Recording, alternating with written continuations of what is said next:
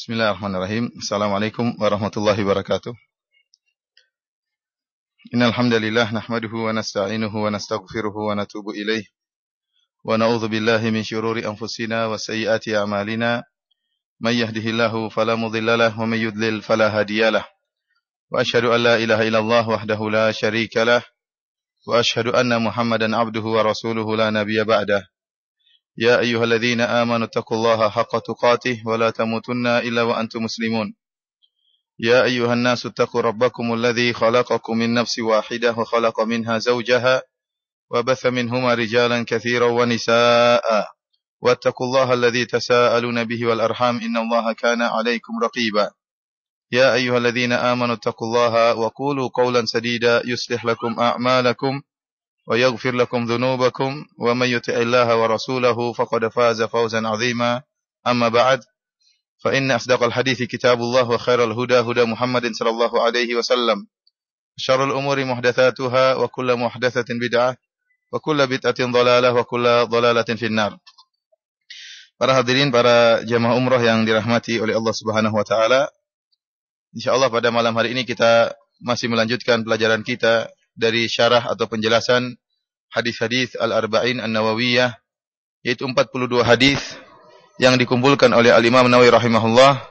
Beliau hanya memilih hadis-hadis yang disebut dengan Jawami'ul Kalim, yaitu hadis-hadis yang singkat akan tapi mengandung makna yang sangat dalam, yang agama secara umum berputar di sekitar hadis-hadis tersebut. Oleh karenanya penting bagi seorang muslim untuk pelajari hadis-hadis ini, karena hampir seluruh perkara agama berputar berkisar 42 hadis yang telah dikumpulkan oleh Al-Imam Nawawi rahimahullahu taala. Adapun pada malam hari ini semoga kita bisa dimudahkan oleh Allah Subhanahu wa taala untuk bisa menyampaikan hadis yang ke-19 dan hadis yang ke-20. Adapun hadis yang ke-19, an Abil Abbas Abdullah bin Abbas radhiyallahu taala anhuma, dari sahabat Abdullah bin Abbas radhiyallahu ta'ala anhuma, beliau berkata, "Kuntu khalfan Nabi sallallahu alaihi wasallam." Aku berada di belakang Nabi sallallahu alaihi wasallam. Faqala, maka Nabi sallallahu alaihi wasallam berkata, "Ya gulam, inni uallimuka kalimat." Wahai nak, gulam artinya anak yang masih di bawah usia dewasa, belum balik. Kalau kita katakan dalam bahasa kita, wahai nak, wahai nak, inni u'allimuka kalimatin. Aku akan mengajarkan kepada engkau beberapa kalimat. Ihfazillaha yahfazka. Jagalah Allah maka niscaya Allah akan menjagamu. Ihfazillaha tajidhu tujahaka. Jagalah Allah maka engkau akan mendapati Allah di hadapanmu. Idza sa'alta fas'alillah, jika kau bertanya, maka jika kau meminta, fas'alillah, maka mintalah kepada Allah Subhanahu wa taala. Wa idza sta'anta fasta'in billah. Jika engkau minta pertolongan, maka mintalah pertolongan kepada Allah Subhanahu wa taala. Wa alam anna al-ummata law ijtama'at ala ay yanfa'uka bi syai'in lam yanfa'uka illa bi syai'in qad katabahu Allahu lak. Ketahuilah, jika seluruh umat ini berkumpul untuk memberi manfaat kepada engkau dengan suatu manfaat, maka mereka tidak akan bisa memberi manfaat kepada engkau kecuali dengan sesuatu yang telah Allah catat bagimu. Wa ini jitama'u ala ayyadhurruka bi syai'. Kalau seandainya seluruh umat ini bersatu padu berkumpul untuk memberikan kemudaratan kepada engkau dengan suatu kemudaratan, lam yadhurruka illa bi syai'in qad katabahu Allahu 'alaik. Maka mereka tidak akan mampu memberikan kemudaratan sedikit pun kepada engkau kecuali yang telah Allah catat untuk mengenaimu. Rufi'atil aklam wa jaffatis suhuf. Sungguhnya pena-pena yang pencatat takdir telah terangkat dan lembaran-lembaran telah kering. Hadis ini diriwayatkan oleh Imam Tirmidzi dalam sunannya, dia berkata haditsun hasanun sahih. Hadis yang hasan sahih. Wa fi riwayatin ghairi Tirmidzi, wa fi riwayati ghairi Tirmidzi, dan riwayat yang lain selain di Sunan Tirmidzi, Rasulullah SAW bersabda, "Ihfazillaha tajidhu amamak." Jagalah Allah maka engkau akan mendapati Allah di hadapanmu. Ta'arraf ila Allahi fir rakha ya'rifka fi syiddah. Hendaknya engkau mendekatkan dirimu kepada Allah Subhanahu wa taala, berusaha mengenal Allah tatkala engkau dalam keadaan lapang, maka Allah akan mengenalmu tatkala engkau dalam keadaan sulit. Wa alam anna ma akhta'aka lam yakun liyusibak. Ketahuilah bahwasanya apa yang luput darimu tidak akan engkau dapatkan atau tidak akan mengenaimu. Wa ma asabaka lam yakun liyukhti'ak, dan apa yang akan mengenaimu tidak akan luput darimu. Wa alam anna nasra ma'as sabr, ketahuilah bahwasanya pertolongan bersama dengan kesabaran. Wa annal faraja ma'al karbi, dan bahwasanya kemudahan datang bersama dengan kesulitan, ya, dalam kepayahan. Wa annal ma'al usri yusra, dan bersama dengan al-usr yaitu kesulitan ada kemudahan. Para hadirin yang dirahmati Allah Subhanahu wa taala, sebelum kita membahas tentang hadis ini, hadis yang cukup panjang, ya, bahkan sebagian ulama menulis syarah khusus tentang hadis ini seperti Ibn Rajab Al-Hambali menyebutkan bahwasanya dia memiliki sebuah kitab khusus mensyarah tentang hadis ini, dan beliau menyebutkan ringkasan dari kitab tersebut dalam kitabnya Jami'ul Ulum wal Hikam. Ya. Perlu kita mengenal siapa Ibnu Abbas secara singkat. Ibnu Abbas radhiyallahu ta'ala anhuma adalah sepupu Nabi sallallahu alaihi wasallam. Kita tahu di antara paman-paman Nabi sallallahu alaihi wasallam adalah Hamzah, kemudian Abu Talib, ya. Kemudian Al-Abbas bin Abdul Muttalib. Al-Abbas bin Abdul Muttalib. Al-Abbas bin Abdul Muttalib paman Nabi sallallahu alaihi wasallam, dan memiliki seorang anak yang namanya Abdullah bin Al-Abbas. Oleh karenanya kita mengatakan Abdullah bin Abbas radhiyallahu taala anhuma, beliau adalah sepupu Nabi sallallahu alaihi wasallam, dan beliau beliau lahir tatkala 3 tahun sebelum hijrahnya Nabi sallallahu alaihi wasallam. Oleh karenanya tatkala Rasulullah SAW meninggal dunia, umur beliau masih muda, belum balik, masih 13 tahun. Karenanya beliau menceritakan tentang hadis ini, bahwasanya Nabi SAW mengatakan kepada beliau, ya gulam, wahai nak. Kenapa? Umur beliau masih sangat muda tatkala itu, belum balik. Dan beliau, ya, adalah seorang anak yang sangat cerdas. Karenanya beliau setelah wafatnya Nabi SAW banyak menimba ilmu. Abdullah bin Abbas radhiyallahu ta'ala anhuma. Bahkan disebutkan beliau mengajak salah seorang dari Ansar yang sebaya dengan beliau untuk menuntut ilmu setelah wafatnya Nabi SAW. Maka temannya tersebut mengatakan, apa engkau menyangka orang-orang akan butuh kepada engkau sementara sahabat Nabi masih ada? Ya, buat apa menuntut ilmu sementara ada Abu Bakar, ada Umar, ada banyak sahabat? Kau kecil, buat apa menuntut ilmu? Tetapi Ibnu Abbas tidak mendengarkan celotehan dari temannya tadi, maka dia menuntut ilmu, maka jadilah dia orang yang sangat-sangat alim. Maka dikenal Habrul Ummah, dikenal dengan Turjumanul Quran, ya, pentafsir Al-Quran, ulamanya umat ini. Dialah Ibnu Abbas radhiyallahu taala anhuma. Dan Ibnu Abbas radhiyallahu taala anhuma, ya, didoakan oleh Nabi sallallahu alaihi wasallam. Nabi bersabda, Allahumma faqihhu fid din wa 'allimhu ta'wil. Ya Allah, buatlah Ibnu Abbas ini faqih tentang agama, dan 'allimhu ta'wil, dan ajarkanlah tafsir kepada Ibnu Abbas. Sehingga tadi saya katakan di antara gelar beliau adalah Turjumanul Quran, pentafsir Al-Quran di kalangan para sahabat, ya. Dan beliau terkenal cerdas di kalangan para sahabat. Dan semangat menuntut ilmu beliau sangat luar biasa. Dan beliau ceritakan bagaimana semangat beliau menuntut ilmu. Sampai-sampai dalam riwayat beliau mengatakan, kalau ada satu permasalahan, maka saya tanya kepada 30 orang sahabat. Saya tanya kepada 30 orang sahabat. Ini menunjukkan bagaimana hausnya beliau radhiyallahu ta'ala anhuma terhadap ilmu. Sampai satu permasalahan beliau tanya kepada 30 orang sahabat. Terkadang beliau tatkala ingin menuntut ilmu dari seorang sahabat, beliau tidur di hadapan rumah sahabat tersebut. Kalau sahabat tersebut tidak keluar, maka beliau tidur di situ sampai diterpa angin, sampai tubuh beliau terkena pasir. Tatkala sahabat tersebut keluar, kaget melihat Ibnu Abbas. Maka dia mengatakan, kenapa kau tidak kabarkan kepada aku biar aku yang datang ke rumahmu? Kenapa? Ibnu Abbas adalah keluarga Nabi sallallahu alaihi wasallam, Ahlul Bait. Jadi Ahlul Bait, para sahabat menghormati Ibnu Abbas. Namun beliau semangat untuk menuntut ilmu. Sedemikian semangat beliau radhiyallahu taala anhuma. Dan beliau telah dididik oleh Nabi sallallahu alaihi wasallam sejak kecil. Oleh karenanya kalau kita baca hadis-hadis, Ibnu Abbas sering tidur di rumah Nabi sallallahu alaihi wasallam. Banyak hadis disebutkan Ibnu Abbas seperti dia mengatakan kuntu abitu inda baiti khalati Maimunah. Saya tidur bersama di rumah bibiku, istrinya Nabi sallallahu alaihi wasallam, Maimunah. Ya. Kemudian dia pernah salat malam bersama Nabi sallallahu alaihi wasallam. Sering dididik oleh Nabi sallallahu alaihi wasallam, didoakan oleh Nabi sallallahu alaihi wasallam. Sehingga beliau dikenal cerdas di kalangan para sahabat. Bahkan terkenal cerdas di kalangan para sahabat, di kalangan para sahabat senior. Oleh karena dalam satu hadis disebutkan tatkala Umar bin Khattab radhiyallahu taala anhu pernah mengumpulkan Asy-Syaikh Quraisy, yaitu pembesar-pembesar para sahabat yang sudah tua. Kemudian Umar bin Khattab radhiyallahu taala anhu memasukkan Ibnu Abbas dalam rapat tersebut. Rapat itu hanya dihadiri oleh para pembesar para sahabat, orang-orang sudah tua. Sementara yang masih kecil yang ikut hadir, yang anak muda cuma Ibnu Abbas. Maka sebagian sahabat protes, kenapa cuma Ibnu Abbas yang dimasukkan? Sementara ada sahabat-sahabat junior yang lainnya. Maka Umar tetap memasukkan Ibnu Abbas. Kemudian Umar bertanya kepada mereka tentang tafsir firman Allah Subhanahu wa taala, "Idza jaa nasrullahi wal fath wa ra'aitan nasa yadkhuluna fi dinillahi afwaja fasabbih bihamdi rabbika wastaghfirhu innahu kana tawwaba." Umar bertanya tentang tafsiran ini. Maka para sahabat menafsirkan sesuai dengan zahir ayat, dan tafsiran itu benar. Tetapi tatkala Umar bertanya kepada Ibnu Abbas, apa tafsiran ayat ini, surat ini?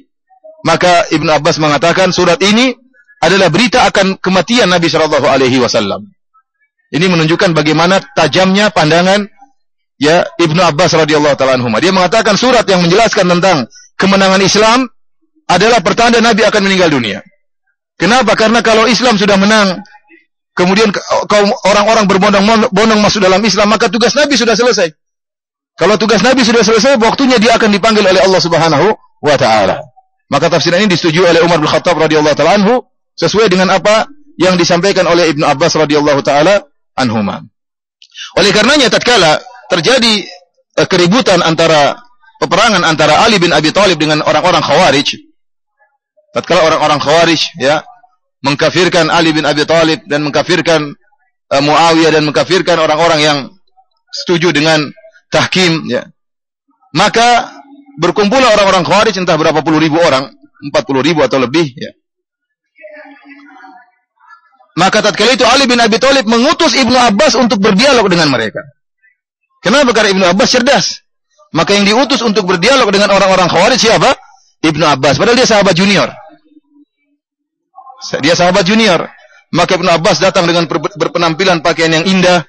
Maka diprotes oleh orang-orang Khawarij. Ini orang alim kok pakaiannya bagus. Harusnya kan pakaian jelek, harusnya zuhud. Maka dia mengatakan, "Kul man harrama zinatallahi allati akhraja li ibadihi." Siapa yang berani mengharamkan perhiasan Allah yang Allah berikan kepada hamba-hambanya? Ya, Nabi SAW juga pernah memakai pakaian yang indah. Ya. Kemudian mereka berdialog dengan Ibnu Abbas, orang Khawarij. Maka mereka protes terhadap Ali bin Abi Thalib. Mereka menyampaikan, Ibnu Abbas mengatakan, "Madza tanqimuna min Ali bin Abi Thalib?" Apa yang kalian proteskan terhadap Ali bin Abi Thalib? Maka mereka mengatakan, kami protes kepada Ali bin Abi Thalib dalam 3 perkara. Yang pertama, ya, hakamar rijal fi dinillah azza wa jalla. Ali bin Abi Thalib menjadikan para lelaki sebagai hakim dalam masalah urusan agama. Padahal Allah berfirman, "Inil hukmu illa lillah." Tidak ada hukum kecuali milik Allah Subhanahu wa taala. Yaitu apa? Tatkala terjadi perjanjian antara kubu Muawiyah dengan kubu Ali bin Abi Thalib, maka Ali bin Abi Thalib mengutus Abu Musa al-Asy'ari. Kemudian kubu Muawiyah mengutus Amr bin As, maka dua orang ini menjadi wakil dari dua kubu dan menimbulkan keputusan-keputusan. Ini diprotes oleh orang Khawarij. Protes yang pertama. Kata Ibnu Abbas, yang kedua apa protesnya? Yang kedua, kenapa waktu dalam perang Jamal Ali bin Abi Thalib setelah berperang kenapa tidak mengambil ghanimah dari orang yang dia perangi dan tidak menjadikan para wanita yang diperangi sebagai sabaya, sebagai budak. Ini apa namanya? Protes yang kedua. Protes yang ketiga apa kata Ibnu Abbas? Yang ketiga kata mereka, kenapa waktu dibuat perjanjian ya ditulis Amirul Mukminin Ali bin Abi Thalib, amirnya kaum mukminin, dihapus oleh Ali bin Abi Thalib. Setuju untuk dihapuskan kalimat tersebut. Kalau dia bukan Amirul Mukminin, maka dia Amirul Kafirin. Maka dia adalah pemimpin orang-orang kafir. Kenapa dia setuju dihapus? Sementara yang kedua tadi saya lupa, dia mengatakan kalau mereka yang diperangi tidak diambil ghanimahnya, berarti mereka bukan orang-orang kafir yang diperangi. Kalau mereka bukan orang-orang kafir, kenapa darah mereka dihalalkan? Kalau mereka diperangi, darah mereka dihalalkan, berarti mereka orang kafir. Kalau mereka orang kafir, berarti harta yang itu adalah ghanimah, harta yang ditinggalkan oleh mereka. Ini pemikiran Khawarij, pemikiran orang-orang bodoh yang sederhana sehingga berpikir tanpa berpikir panjang. Maka dibantah oleh Ibnu Abbas dengan seketika, menunjukkan Ibnu Abbas sangat cerdas. Yang pertama, protes tentang dua orang dijadikan wakil dalam menghukumi permasalahan darah kaum muslimin. Maka Ibnu Abbas menyebutkan ayat, "Ya ayyuhalladzina amanu la taqtulus sayda wa antum hurum." Wa man qatalahu minkum muta'ammidan fajazaa'un mithlu ma qatala minan na'am yahkumu bihi dzawa adlin minkum. Ibnu Abbas menyebutkan firman Allah, ya, bahwasanya Allah berfirman, wahai orang-orang yang beriman, janganlah kalian berburu tatkala kalian sedang ihram. Barang siapa yang berburu suatu hewan seperti arnab, seperti kelinci, maka harus bayar denda, harus bayar fidyah berupa binatang ternak, ya. Yang menentukan binatang ternak tersebut, yang menentukan adalah dzawa adlin minkum, dua orang adil di antara kalian. Kata Ibnu Abbas, lihat ini, tatkala ada seorang membunuh, tatkala sedang ihram membunuh arnab, membunuh kelinci, maka untuk menentukan hukumnya Allah memberikan kepada hukum tersebut diberikan kepada dua orang adil di antara kaum muslimin. Bagaimana lagi tentang harta dengan darah kaum muslimin? Ya boleh, ini lebih penting masalah kancil atau apa namanya, kelinci yang dibunuh, apalagi masalah darah kaum muslimin. Kemudian yang kedua, tatkala perang Jamal, kata Ibnu Abbas radhiyallahu ta'ala anhu, bagaimana kalian ingin mengambil harta orang-orang yang diperangi dalam perang Jamal dan ingin menjadikan para wanita sebagai budak-budak, sementara dalam perang tersebut ada ibu kita Aisyah radhiyallahu ta'ala anha. Siapa yang berani menjadikan istri Nabi sebagai budaknya? Maka terdiamlah orang-orang Khawarij. Kemudian yang ketiga, adapun Ali bin Abi Thalib menghapuskan Amirul Mukminin, kata Ibnu Abbas, dalam perjanjian Hudaybiyah Nabi SAW juga menghapuskan kalimat Muhammad Rasulullah. Tetapi karena permintaan orang-orang kafir buat perjanjian, tatkala Nabi menulis Muhammad Rasulullah, mereka protes. Akhirnya Muhammad hanya menulis, Rasulullah SAW hanya menulis Muhammad bin Abdullah. Maka setelah itu 20.000 orang dari orang-orang Khawarij sadar.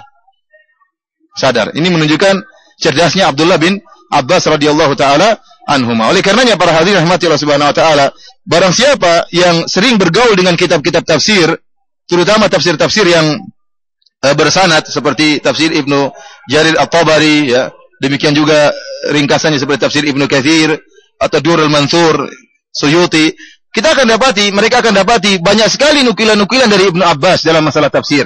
Karena beliau adalah turjumanul Quran, penafsir Al-Quran, ya. Dan di antara faedah yang bisa kita ambil dalam masalah ini, contohnya masalah, dan saya sering ditanyakan, ini kebetulan kita ingin sampaikan, masalah lelaki yang menyentuh wanita, apakah membatalkan wudu atau tidak? Karena ada khilaf di antara para ulama, seperti mazhab Syafi'iyah, ya, mengatakan bahwasanya lelaki yang menyentuh wanita membatalkan wudu. Lelaki yang menyentuh wanita membatalkan wudu, ya. Selama wanita tersebut adalah wanita yang bisa dihasrati, artinya sudah dewasa, ya, kemudian sudah balik, ya, maka meskipun tua tetap aja membatalkan wudu.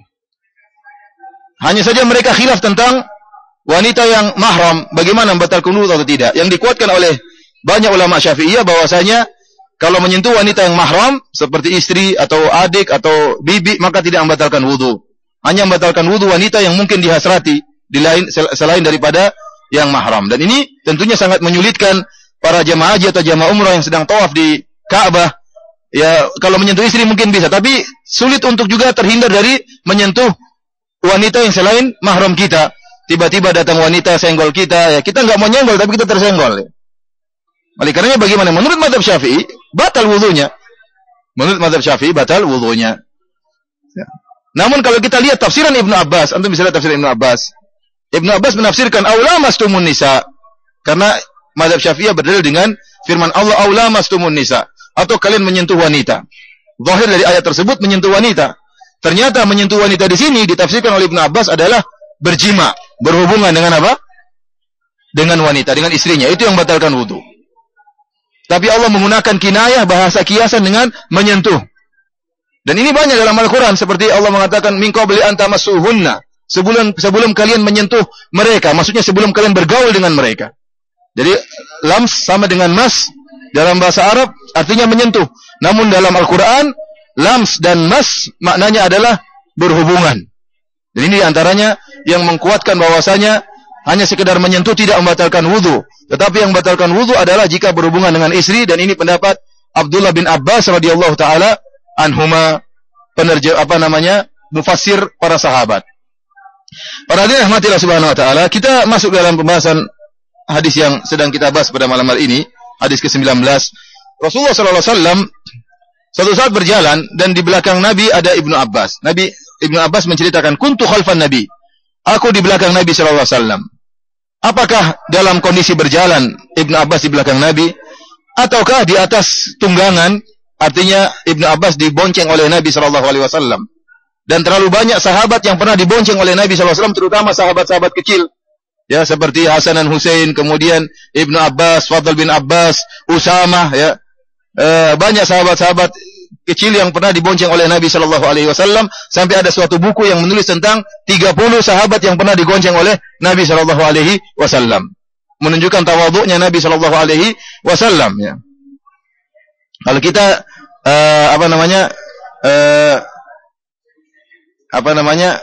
kalau raja di belakang, ya, bukan yang nyetir, ya. Nabi sallallahu alaihi wasallam Nabi yang di depan, yang di belakang yang dibonceng. Terkadang Nabi sallallahu alaihi wasallam menaikkan beberapa sahabat sekalian, 3 orang atau 2 orang dalam satu tunggangan. Dan lihatlah bagaimana Nabi sallallahu alaihi wasallam mengambil kesempatan tatkala sedang membonceng Ibnu Abbas atau sedang Ibnu Abbas berjalan di belakang Nabi sallallahu alaihi wasallam. Ada 2 kemungkinan, apakah berjalan atau sedang naik kendaraan. Maka Nabi mengambil kesempatan untuk mengajari Ibnu Abbas, dan dia masih dalam keadaan kecil. Tadi kita sebutkan Ibnu Abbas, Rasulullah SAW meninggal, Ibnu Abbas umurnya 13 tahun. Berarti kejadian ini tentunya lebih muda lagi. Dan Ibnu Abbas radhiyallahu ta'ala anhu termasuk sahabat yang banyak meriwayatkan hadis. Dari 7 sahabat yang banyak meriwayatkan hadis, seperti Ibnu Abbas, Aisyah, Abu Hurairah, Ibnu Umar, Abu Sa'id Al-Khudri, Anas bin Malik, Jabir bin Abdullah. Ini 7 orang sahabat yang paling banyak meriwayatkan hadis. Dan hadis-hadis yang diriwayatkan oleh Ibnu Abbas dalam Sahihain, Sahih Bukhari, Sahih Muslim, 1.600 lebih hadis. Belum dalam Sunan dan Masanid. Dan hadis-hadis yang diriwayatkan Ibnu Abbas, tidak semuanya dia langsung dengar dari Nabi, tidak semuanya. Karena kita tahu dia masih kecil. Banyak hadis-hadis yang beliau riwayatkan dari sahabat yang lain. Tadi telah kita sebutkan, Ibnu Abbas terkadang satu masalah dia bertanya kepada 30 sahabat. Menunjukkan beliau meriwayatkan hadis ada yang langsung dari Nabi dan ada juga melalui perantara para sahabat yang lain. Di antara hadis-hadis yang langsung dia dengar dari Nabi adalah hadis yang sedang kita bahas malam ini, yang langsung dengar dari Nabi. Oleh karenanya sebelum dia menyampaikan hadis, dia menyebutkan kronologi munculnya hadis ini. Dia mengatakan, saya di belakang Nabi sallallahu alaihi wasallam. Maka Nabi pun mengambil kesempatan untuk mengajari Ibnu Abbas, padahal Ibnu Abbas masih kecil. Dan kita tahu terkadang kalimat-kalimat yang kita ucapkan orang tua kepada anak kita, atau orang tua kita pernah ucapkan kepada kita, tidak kita lupakan terkadang. Pembicaraan orang tua kita terhadap kita banyak. Orang tua ngomong sama kita, bercanda banyak. Namun terkadang ada perkataan-perkataan orang tua yang tidak kita lupakan. Terutama tatkala orang tua menyampaikan dengan kejadian tertentu atau dalam kondisi tertentu. Oleh karenanya Nabi SAW tidak senantiasa membonceng Ibnu Abbas di atas tunggangan, tidak senantiasa. Ini kesempatan, dan ini tidak dilupakan oleh Ibnu Abbas radhiyallahu ta'ala anhuma. Nasihat dari Nabi SAW kepada beliau. Nabi sepupunya Ibnu Abbas, ya tadi saya katakan Nabi sepupunya siapa? Ibnu Abbas. Maka Nabi berkata, ya gulam, inni u'allimuka kalimat. Wahai nak, aku akan ajarkan kepada engkau beberapa kalimat. Dan ini semakin membuat Ibnu Abbas penasaran, kalimat apakah itu?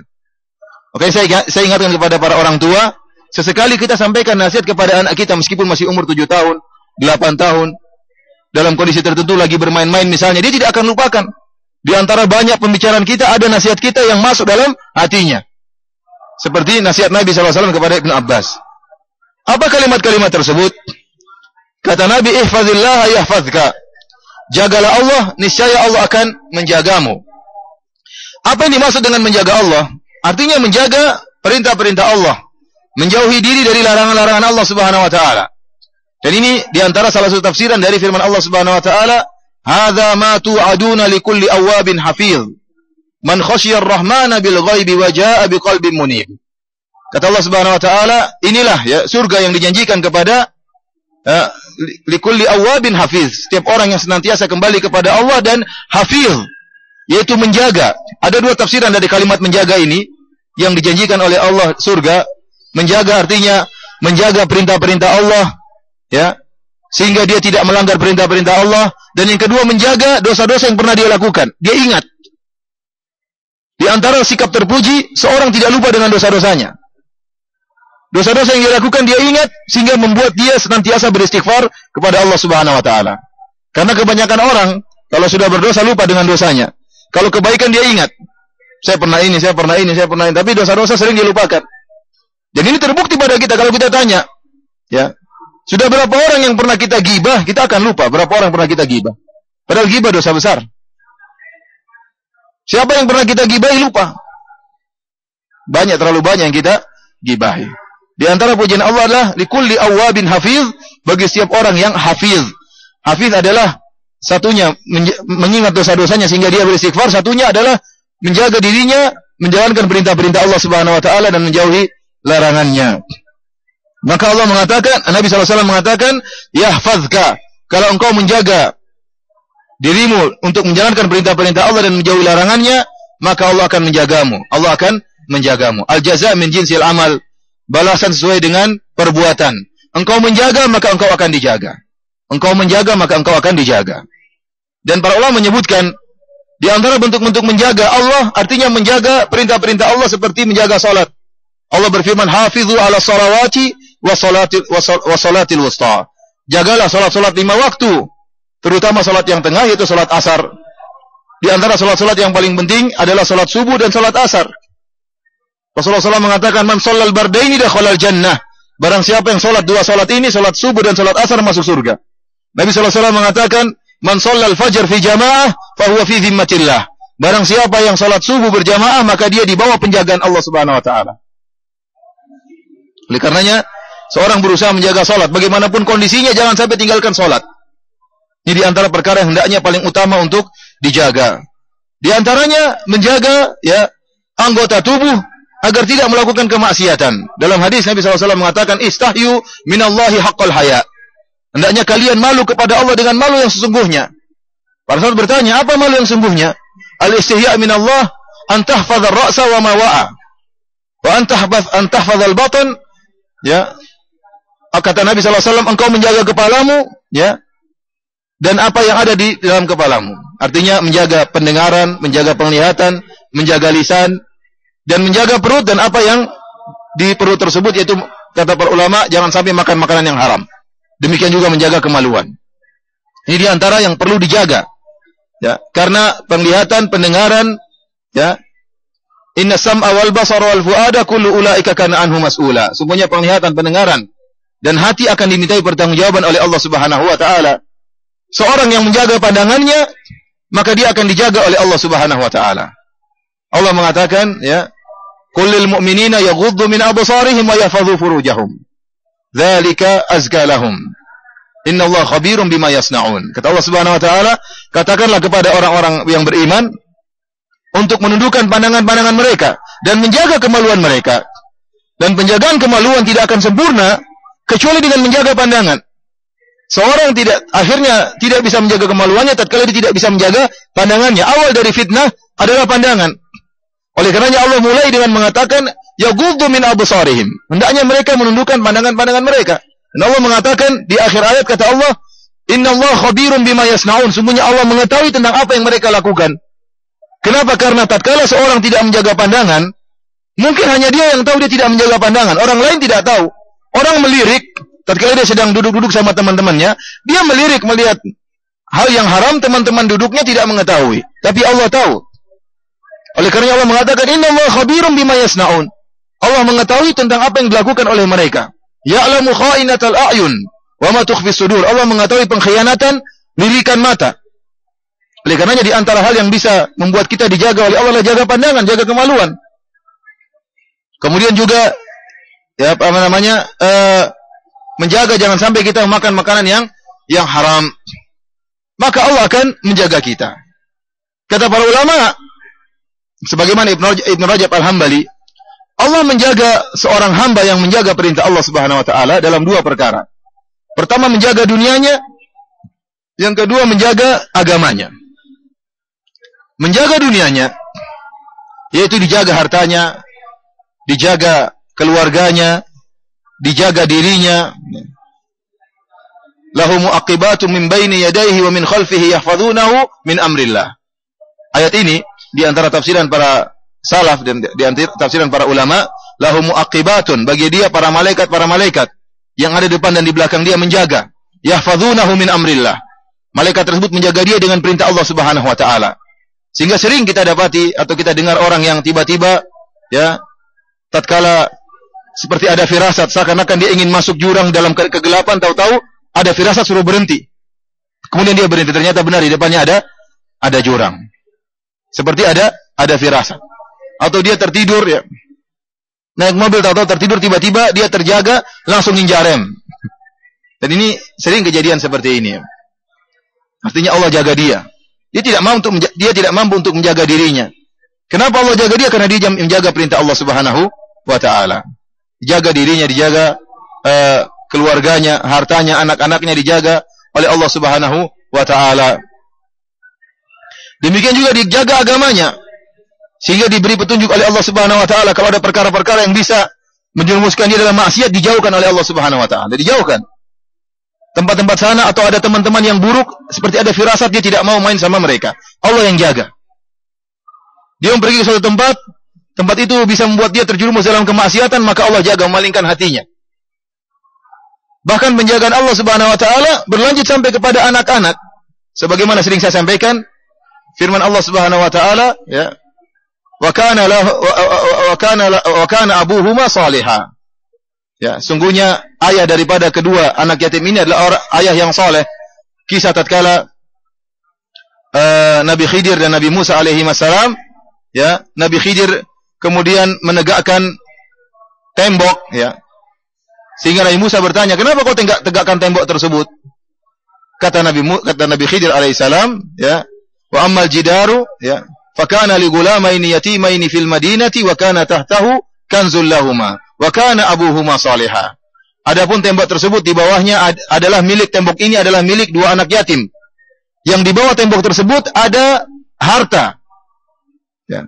Sehingga kalau tembok tersebut tidak ditegakkan dan tetap miring, maka harta tersebut akan terlihat dan akan diambil oleh orang kampung tersebut.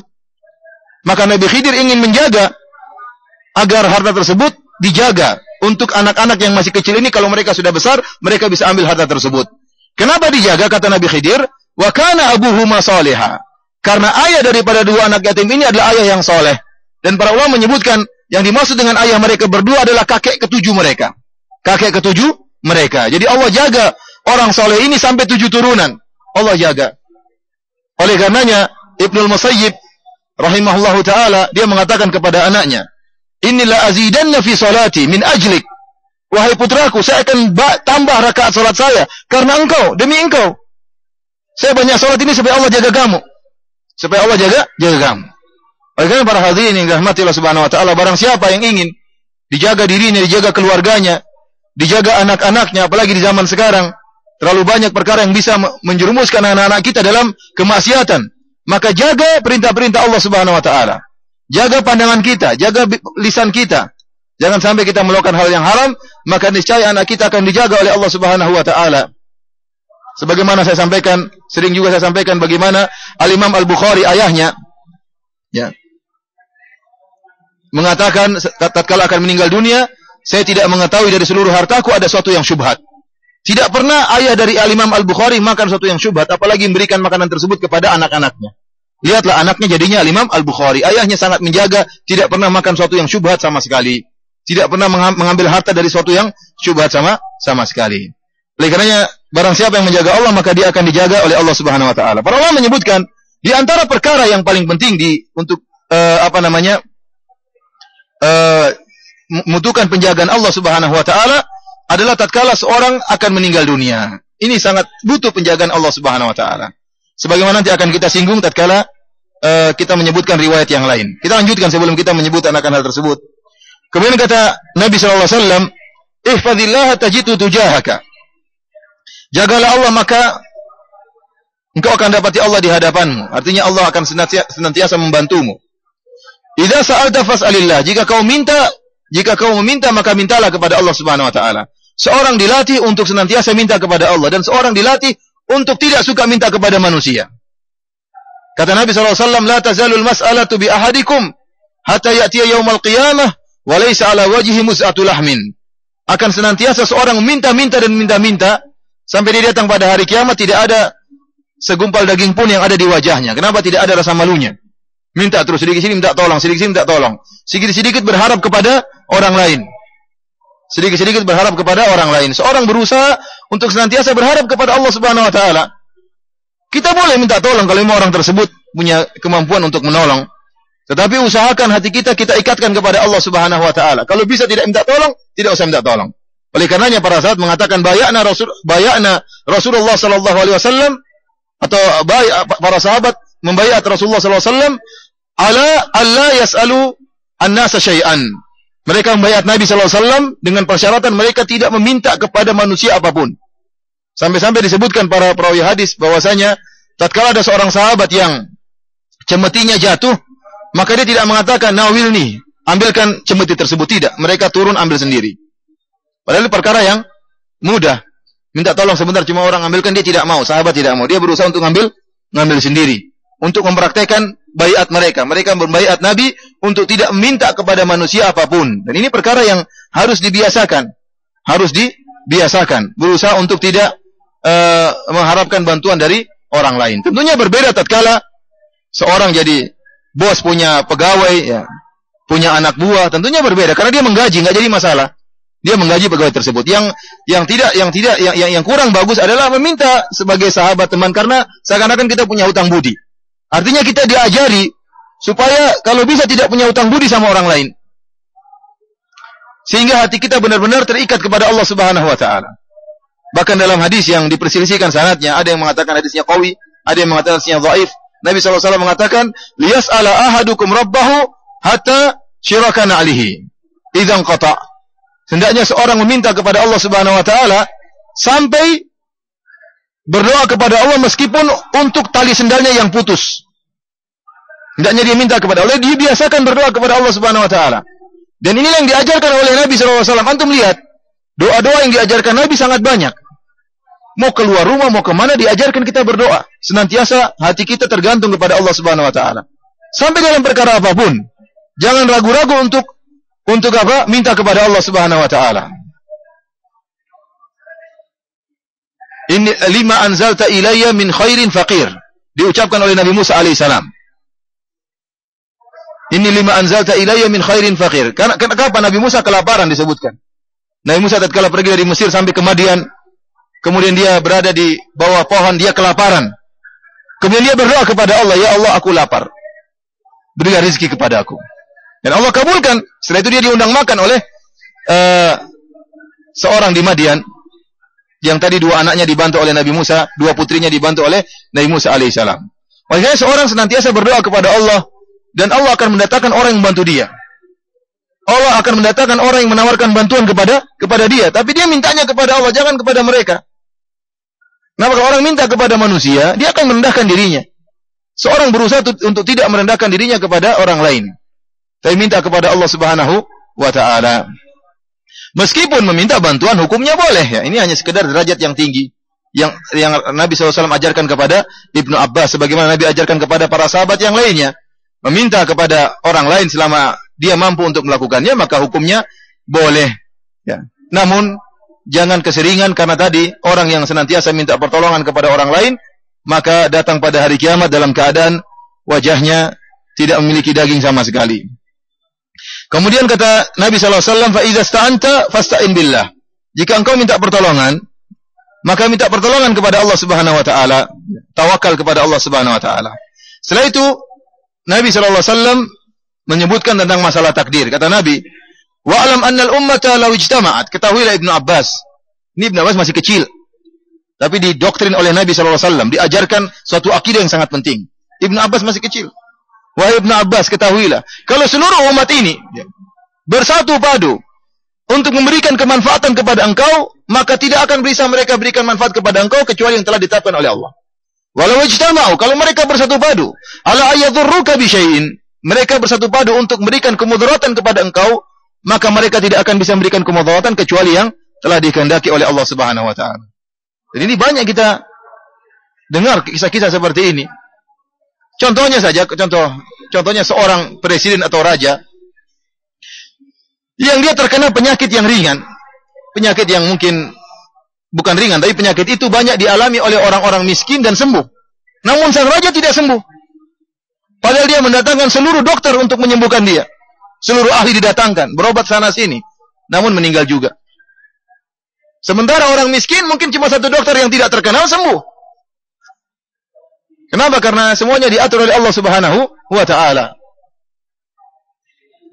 Dan betapa banyak orang yang sudah merasa dirinya akan meninggal dunia ternyata tidak meninggal, selamat. Dan sering kita dengar cerita seperti ini. Seperti saya sendiri pernah ketemu seorang yang telah divonis mati oleh seluruh dokter. Bahkan dia membuka perutnya, dia mengatakan, Ustadz, ini bekas operasi saya, berulang-ulang saya dioperasi. Dibelah, dioperasi lagi, dibelah, dioperasi. Sehingga terakhir divonis, kamu bakalan mati, umur kamu tinggal ya sekian bulan atau sekian hari. Maka kemudian dia dinasihati oleh saudaranya, seorang wanita menasihati dia, dan saya tahu juga wanita tersebut. Akhirnya dia pun berpuasa, uang yang sedikit dia infakkan, dia berpuasa, puasa sunnah, akhirnya sembuh. Setelah divonis akan meninggal dunia. Oleh karenanya meskipun seluruh di atas muka bumi ini ingin memudaratkan seorang, maka tidak akan bisa kecuali dengan kehendak Allah Subhanahu wa Ta'ala. Karena ada suatu kejadian juga disebutkan, seorang yang sakit parah, secara istilahnya koma, sudah tidak bisa apa-apa, sudah koma, ya, otaknya sudah enggak jalan kata mereka, sehingga saudara-saudaranya dipanggil. Mereka ada 5 bersaudara, 4 saudaranya dipanggil. Sebagai ahli warisnya dipanggil. Dikatakan, ini saudaramu ini sudah tidak bisa apa-apa lagi, dan dia sudah tidak ada faedah. Ya. Otaknya sudah enggak jalan, sementara ada pasien-pasien kita yang butuh untuk organ-organ tubuh. Ada yang butuh mata, ada yang butuh ginjal. Bagaimana kalau kita ambil dari saudaramu ini? Sementara dia sudah enggak bisa apa-apa. Maka dari 4 saudaranya, 3 setuju. Iya, ambil aja, enggak apa-apa. Yang 1 tidak setuju. Rupanya orang ini dengar, yang dalam keadaan koma ini, ternyata dia dengar. Menurut dokter sudah tidak bisa berpikir, ternyata dia masih bisa menangkap pendengaran tersebut. Maka qadarullah, akhirnya dia sembuh orang ini. Maka setelah dia sembuh, dia ngamuk sama 3 orang saudaranya tadi yang telah memberi keputusan untuk diambil matanya, diambil ginjalnya. Lihat para hadirin rahmatillah subhanahu wa ta'ala, ya. Ini akidah yang kelihatannya sepele, namun hanya bisa diterapkan oleh orang yang imannya kuat. Masalah takdir. Betapapun orang ingin mencelakakan kita, kita yakin kalau waktunya celaka. Ta'addadatil asbab wal mautu wahid. Ya. Sebab-sebab kematian banyak dan tetap aja mati. Ada yang ditabrak, ada yang ini, ada yang ditembak, ada yang sakit, ada yang jatuh, ada yang tiba-tiba terkena serangan jantung. Banyak sebab-sebab kematian. Maka jalanlah apa yang menurut engkau baik, jalan, tidak usah pedulikan. Kau juga akan mati juga bagaimanapun. Entah mati di medan pertempuran, entah mati sedang berdakwah, entah mati lagi sedang maksiat, entah mati lagi cari duit. Banyak sebab-sebab kematian. Tetap mati, tetap aja mati. Orang yang meyakini akidah ini, ya, dia akan terus menjalankan yang menurut dia baik. Tentunya dengan menimbang kemaslahatan dan kemudaratan, tapi dia tetap berjalan. Kata Nabi SAW, rufi'atil aklam wa jaffatis suhub. Pena-pena telah diangkat dan lembaran-lembaran telah kering. Artinya tidak akan ada perubahan. Tidak akan ada perubahan dalam takdir. Semuanya telah ditentukan. Kemudian dalam riwayat yang lain, sebagaimana disebut oleh Imam Nawawi, kata Nabi SAW, ta'arraf ila Allahi fi ar-rakha ya'rifka fi shiddah. Hendaknya engkau berusaha mengenal Allah tatkala dalam keadaan lapang. Seorang dalam keadaan lapang, dalam keadaan sehat, dalam keadaan harta yang banyak, jangan lupa untuk beribadah. Jangan kesehatannya dia gunakan hanya untuk main-main, olahraga terus tanpa lupa dengan ibadah. Ya, uangnya dia hambur-hamburkan pergi ke sana sini, mentang-mentang uangnya banyak. Enggak, dia ingat bahwasanya dalam keadaan lapang dia ingat kepada Allah, maka Allah akan ingat dia dalam keadaan sulit. Allah akan bersama dia. Tajidhu amamak, dalam riwayat engkau akan mendapati Allah di hadapanmu. Allah akan bersama dia dengan kebersamaan yang spesial, yang khusus, yaitu dengan nasr wa ta'yid, dengan pertolongan. Oleh karenanya betapa banyak orang yang selamat dari kebinasaan, ya, karena ibadahnya. Karena ibadahnya tatkala dalam keadaan lapang dia beribadah kepada Allah. Contohnya Nabi Yunus alaihissalam. Allah mengatakan, "Falaula annahu kana minal musabbihin, lalabitha fi batnihi ila yaumi yub'atsun." Kalau bukan karena Nabi Yunus dahulu adalah orang yang suka bertasbih, mentasbih kepada Allah Subhanahu wa taala, lalabitha fi batnihi, maka dia akan berada dalam perut ikan paus ila yaumi yub'atsun, sampai hari kiamat.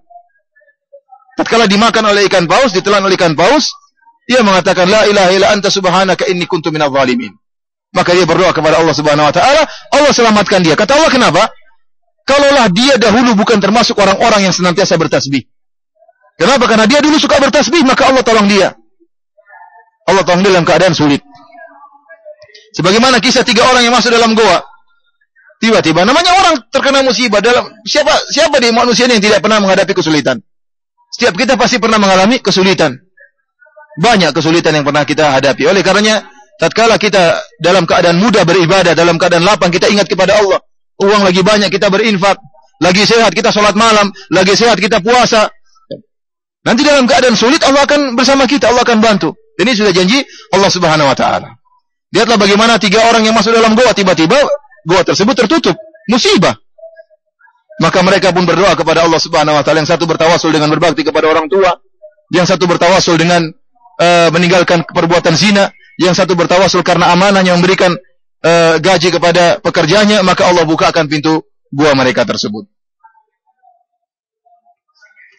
Dan cerita begini tentunya sangatlah banyak. Dan tadi saya singgung bahwasanya kondisi yang paling berat yang kita sangat butuh dengan pertolongan Allah tatkala akan meninggal dunia. Tatkala akan meninggal dunia. Ta'arraf ila Allah fi ar-rakha, berusahalah kenal Allah tatkala engkau dalam keadaan lapang, ya'rifka fi syiddah, maka Allah akan mengenal engkau tatkala engkau dalam keadaan sulit. Dan kesulitan yang paling berat adalah tatkala sakaratul maut. Seorang tidak akan sulit untuk mengucapkan la ilaha illallah kalau dia dahulunya hidup dengan penuh kemaksiatan. Meninggalkan salat berjamaah, tidak mau bersedekah, sulit bagi dia untuk mengucapkan la ilaha illallah. Sulit untuk mendapatkan husnul khatimah, sulit. Akhirnya seorang tidak pernah merasa aman dari su'ul khatimah. Tidak pernah merasa aman, kita tidak tahu kapan kita meninggal dunia. Dan kita tidak tahu bagaimana kondisi kita meninggal dunia. Akhirnya seorang senantiasa berdoa kepada Allah akan diberikan husnul khatimah. Di antara sarana untuk bisa mendapatkan husnul khatimah adalah dengan menjaga perintah Allah Subhanahu wa Ta'ala. Jaga pandangan, jaga pendengaran, jaga lisan. Salat 5 waktu di masjid, bersedekah, puasa sunnah. Inilah yang semoga Allah bisa menjaga seorang dari su'ul khatimah. Para hadirin rahmati Allah Subhanahu wa Ta'ala. Kemudian kata Nabi sallallahu alaihi wasallam, "Wa'lam anna ma akhta'aka lam yakun liyusibak." Ketahuilah bahwasanya apa yang luput darimu tidak akan mengenaimu. Kalau tidak ditetapkan sebagai musibah, tidak akan jadi musibah. Wa ma asabaka lam yakun liyukhti'ak. Dan apa yang musibah yang menimbamu, maka tidak akan luput darimu. Oleh karena terkadang sering Allah memberikan musibah kepada kita, ya, agar kita tahu bahwasanya orang-orang yang kita harapkan sekitar kita tidak ada yang bermanfaat. Bahkan terkadang seorang diberikan musibah, temannya tidak ada yang bantu sama sekali. Dia telepon enggak diangkat, ya. Dia datang tidak dicuekin, ya. Dia butuh bantuan tidak dibantu, agar dia tahu bahwasanya tidak ada yang bisa menolong dia kecuali siapa? Allah Subhanahu wa Ta'ala. Selama dia tidak digitukan oleh Allah, dia senantiasa masih berharap, oh saya punya teman orang kaya kok. Oh saya punya teman punya jabatan tinggi kok. Oh saya punya teman misalnya kapten atau jenderal. Dia berharap terhadap orang. Maka terkadang Allah membuat dia terkena musibah yang di situ dia sadar bahwasanya yang bisa tolong dia cumalah siapa? Allah Subhanahu wa Ta'ala. Kemudian kata Nabi sallallahu alaihi wasallam, "Wa alam anna nasr ma'as sabr." Sungguhnya pertolongan datang bersama kesabaran. Ini penting bagi kita untuk kita tahu bahwasanya kesabaran mendatangkan pertolongan. Seorang tidak ada yang terluput dari musibah. Seorang tidak ada yang terluput dari ujian. Bahkan Rasulullah telah menjanjikan orang semakin tinggi imannya semakin banyak ujiannya. Dan ujian bermacam-macam. Ada ujian dengan harta, ada ujian dengan perkataan, dituduh dengan tuduhan yang tidak, dicela dengan pencelaan yang banyak ujian. Dan tidak ada yang seorang pun yang luput dari ujian. Oleh karenanya Imam Syafi'i rahimahullahu taala, seorang imam yang sangat saleh dan bertakwa, dia mengatakan mihanuz zamani katsiratun la tanqadi. Sungguhnya ujian kehidupan ini datang terus-menerus tidak berhenti-berhenti. Ini Imam Syafi'i rahimahullah. Artinya dia merasakan ujian-ujian yang datang kepada beliau. Akan tapi pertolongan akan senantiasa datang ma'as sabar, dengan kesabaran, Oleh karena Allah berfirman, "Iyyakum minkum mi'atun sabiratun yaghlibu mi'atain." Kalau ada 100 orang yang berjihad, sabrun, dan dia sabar, yaghlibu mi'atain, maka akan bisa mengalahkan 200 orang. Allah mensyaratkan kesabaran untuk mendapatkan kemenangan. Kemudian kata Nabi sallallahu alaihi wasallam, "Wa annal faraja ma'al karbi." Dan kelapangan itu datang bersamaan dengan kondisi yang sangat sulit. Kemudian kata Nabi sallallahu alaihi wasallam, "Wa anna ma'al usri yusra." Dan bersama kesulitan ada kemudahan. Di sini Allah berfirman dalam Al-Quran, Inna ma'al usri yusra, inna ma'al usri yusra. Perhatikan dua ayat ini. Inna ma'al usri yusra, inna ma'al usri yusra. Allah ulangi. Sungguhnya bersama dengan kesulitan ada kemudahan, sungguhnya bersama dengan kesulitan ada kemudahan. Kata para ulama, di sini ada 4 penekanan Allah berikan untuk menunjukkan bahwasanya kemudahan itu akan datang bersamaan dengan kesulitan. Pertama, Allah menggunakan kalimat inna. Inna ma'al usri yusra. Yang artinya ini adalah sesungguhnya. Penekanan. Sesungguhnya bersama dengan kesulitan ada kemudahan. Ini yang pertama. Yang kedua, Allah ulangi 2 kali. Inna ma'al usri yusra. Sungguhnya bersama kesulitan ada kemudahan. Sungguhnya bersama kesulitan ada kemudahan. Ini penekanan yang kedua. Penekanan yang ketiga, Allah mengatakan bersama. Sungguhnya bersama dengan kesulitan ada kemudahan. Artinya kemudahan tersebut tidak lama, segera. Allah tidak mengatakan setelah kesulitan ada kemudahan. Tidak. Tapi Allah mengatakan sungguhnya kemudahan bersama dengan apa? Kesulitan. Dengan cara tadi sabar dalam menghadapi kesulitan tersebut. Maka kemudahan tersebut akan datang bersama dengan kesulitan. Kemudian yang keempat, Allah menjanjikan 2 kemudahan berhadapan dengan 1 kesulitan. Oleh karenanya para salaf mengatakan lan yaghlib yusrain usrun wahid. 2 kemudahan tidak mungkin dikalahkan dengan 1 kesulitan. Diambil dari ayat ini. Kenapa? Karena al-usr, ya, inna ma'al usri, dalam bahasa Arab al-usr di sini adalah ma'rifat. Dan kita tahu dalam bahasa Arab ma'rifat kalau diulang tetap saja itu satu saja. Beda dengan yusran, yusrannya nakirah. Sehingga inna ma'al usri yusran di ayat pertama, yusran di ayat pertama berbeda dengan yusran di ayat kedua. Adapun al-usr yang ada alif lamnya, al-usr di ayat pertama sama dengan al-usr yang berada di ayat kedua. Oleh karenanya al-usr 1, yusrnya 2. Ini yang mengerti bahasa Arab tentunya ngerti ya. Para hadirin rahmati Allah Subhanahu wa taala, namun dengan syarat seorang bersabar tatkala menghadapi ujian, menghadapi kesulitan, maka kemudahan akan segera didatangkan oleh Allah Subhanahu wa taala. Kemudian kita lanjutkan hadis berikutnya. Kita akan syarah secara singkat. Dari Abi Mas'ud Al-Badri radhiyallahu taala anhu, beliau berkata, Rasulullah SAW bersabda, "Inna mimma adraka an-nasu min kalamin nubuwatil ula, idza lam tastahi fasna ma syi'ta." Sungguhnya di antara perkara yang didapati oleh manusia dari perkataan para anbiya terdahulu, yaitu jika engkau tidak malu, lakukanlah apa yang kau kehendaki. Jika kau tidak punya malu atau kau tidak malu, lakukanlah apa yang kau kehendaki. Hadis ini diriwayatkan oleh Imam Al-Bukhari. Hadis ini para hadirin rahmati Allah Subhanahu wa taala menjelaskan tentang pentingnya sifat malu. Bahwasanya sifat malu adalah sifat yang terpuji karena seorang yang memiliki sifat malu akan menghalangi dia dari melakukan banyak kemaksiatan. Dia ingin ini enggak enak, dia ingin ini enggak enak, malu. Terutama rasa malu yang paling utama adalah malu kepada Allah Subhanahu wa taala. Sebagaimana tadi kata Nabi SAW, istahyu minallahi haqqal haya. Malulah kalian kepada Allah haqqal istihya, dengan malu yang sebenar-benarnya.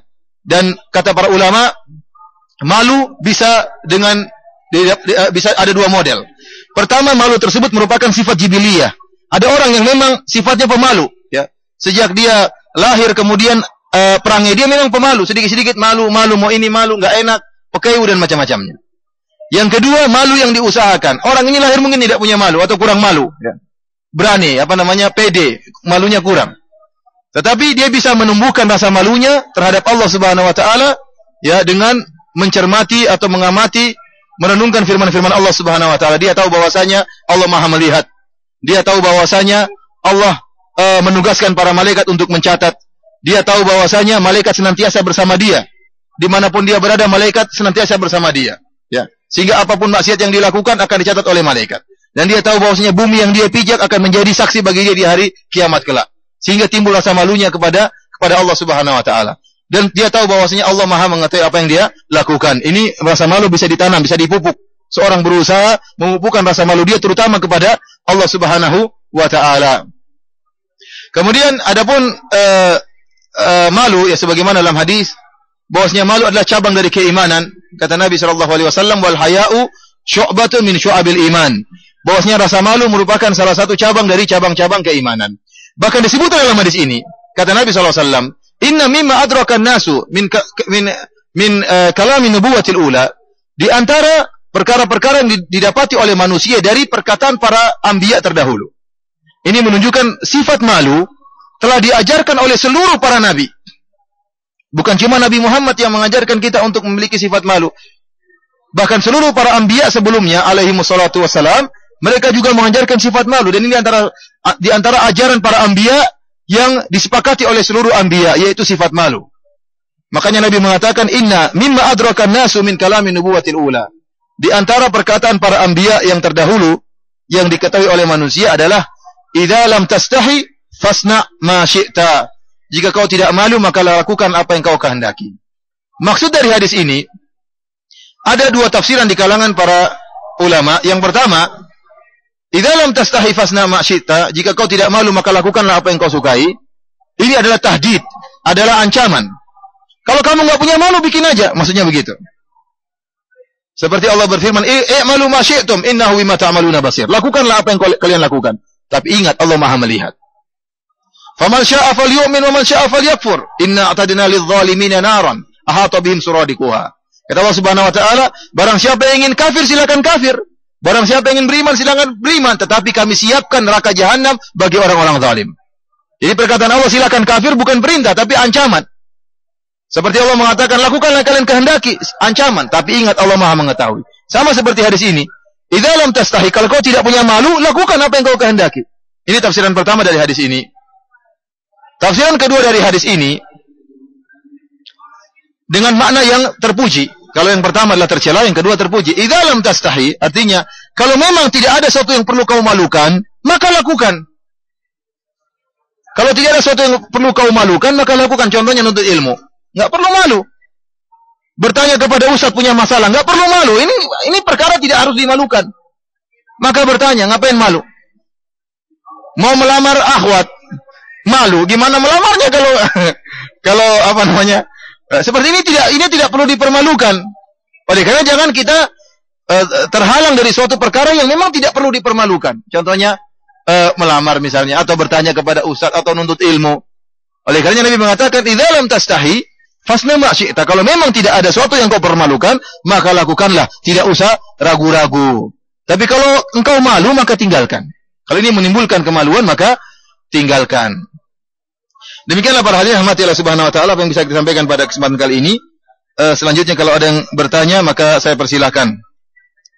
Pertanyaan pertama,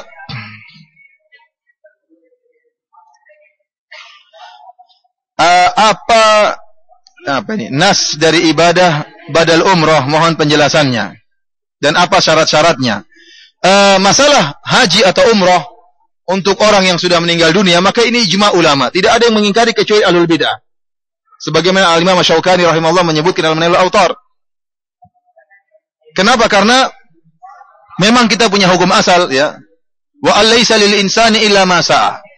Bahkan ini pendapat Imam Syafi'i, bahwasanya tidak ada seorang pun memperoleh kecuali yang dia usahakan. Imam Syafi'i berdalil dengan ayat ini sebagaimana disebutkan oleh Al-Imam Ibnu Katsir dalam tafsirnya, bahwasanya seorang hanya bisa beramal untuk dirinya sendiri berdasarkan ayat ini. Wala taziru waziratu wizra ukhra, sebagaimana dosa seorang tidak akan menanggung dosa orang lain. Sebagaimana seorang tidak akan menanggung dosa orang lain, dia pun tidak akan peroleh pahala dari orang lain, cuma pahala yang dia miliki. Dalil ini dijadikan oleh Imam Syafi'i bahwasanya hukum asal seorang tidak bisa beribadah untuk orang lain. Kecuali ada dalil yang mengecualikan, yang membolehkan. Di antara dalilnya adalah sedekah atas orang mati. Dalilnya banyak dari hadis-hadis yang sahih. Ya Rasulullah, ibuku meninggal dunia. Saya rasa kalau ibuku masih hidup dia akan bersedekah. Bolehkah saya bersedekah untuk ibuku? Silakan, kata Nabi SAW. Demikian juga haji. Banyak hadis-hadisnya tentang boleh menghajikan orang lain.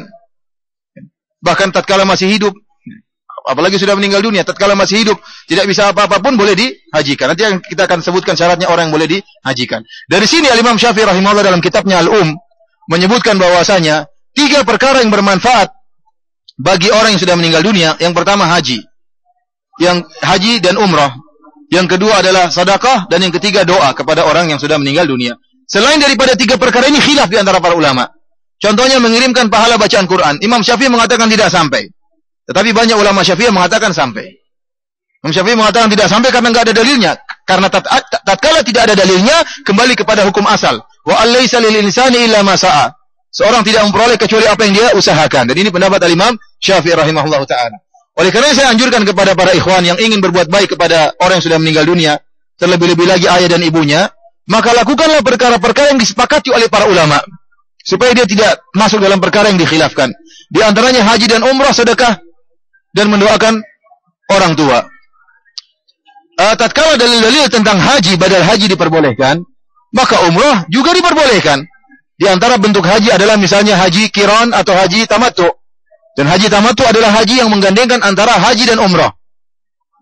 Orang boleh menghajikan orang lain dengan haji tamattu, yang secara otomatis dalam ibadah tersebut ada hajinya, ada umrahnya. Berarti haji boleh, umrah juga apa? Boleh. Adapun syarat-syarat badal haji atau badal umrah, ya. Yang pertama bahwasanya orang yang mau menghajikan sudah hajian. Meskipun ada khilaf juga masalah ini, tapi ini pendapat yang kuat. Seorang yang sudah haji, maka dia mau menghajikan orang lain, dia sendiri sudah haji duluan. Ada seorang yang dia berhaji, kemudian dia mengatakan di zaman Nabi, dia mengatakan labbaik an syubrumah. Ya, aku menghajikan si Syubrumah. Maka ditanya kepada orang tersebut, "Mani Syubrumah?" Siapa Syubrumah yang kau hajikan? Kata dia, "Akhun li au qaribun li," adalah saudaraku atau kerabatku. Maka Nabi bertanya, "Hajjajta an nafsik?" Kau sudah haji? Kata dia, "Belum." Kata Nabi SAW, "Hujja an nafsik, thumma hujja an Syubrumah." Kau haji dulu, baru hajikan si Syubrumah. Ini dalil bahwasanya seorang tatkala ingin menghajikan orang lain, dia sendiri sudah harus haji.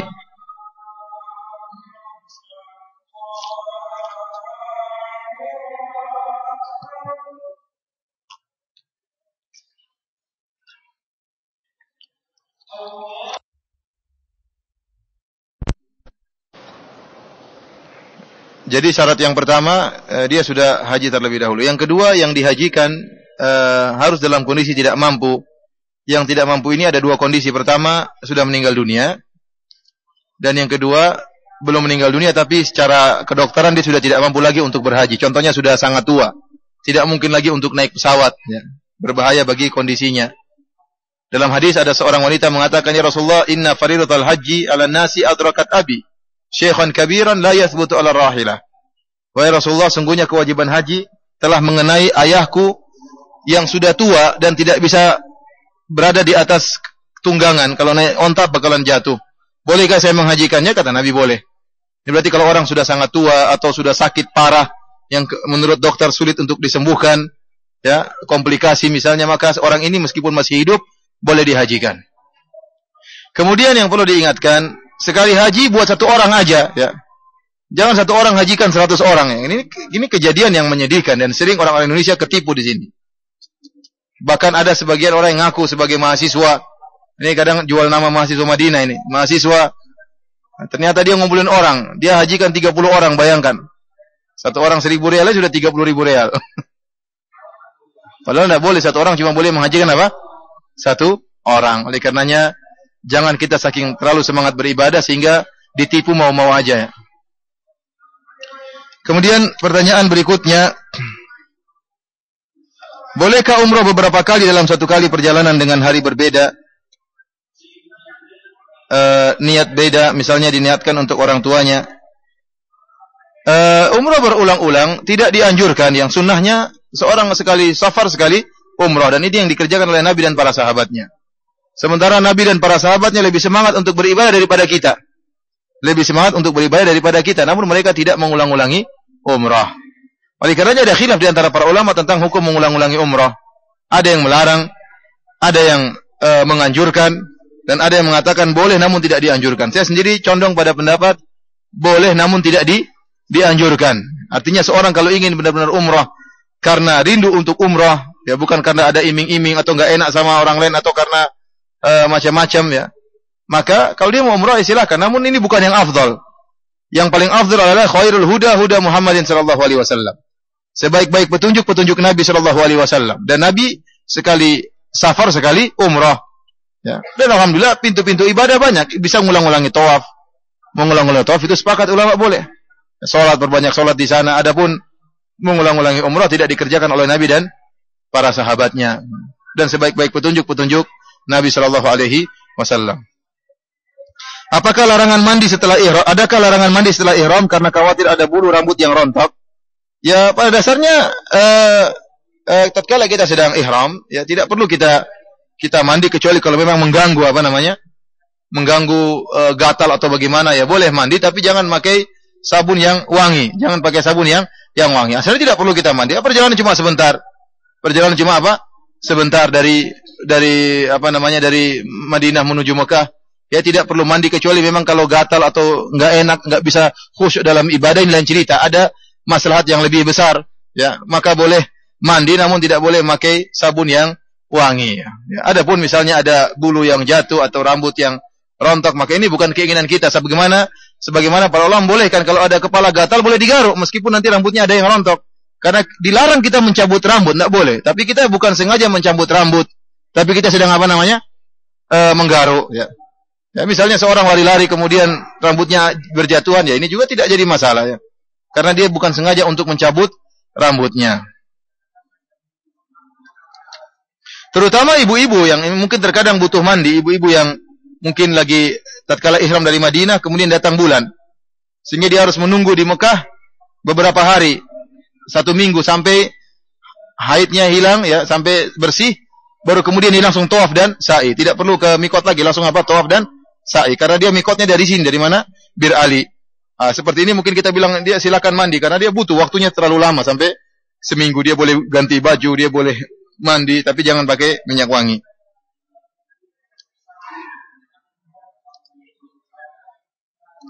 Di Madinah benarkah ada gunung yang masuk neraka? Wallahu alam, saya tidak tahu ada gunung yang masuk apa? Masuk neraka. Ada yang bertanya?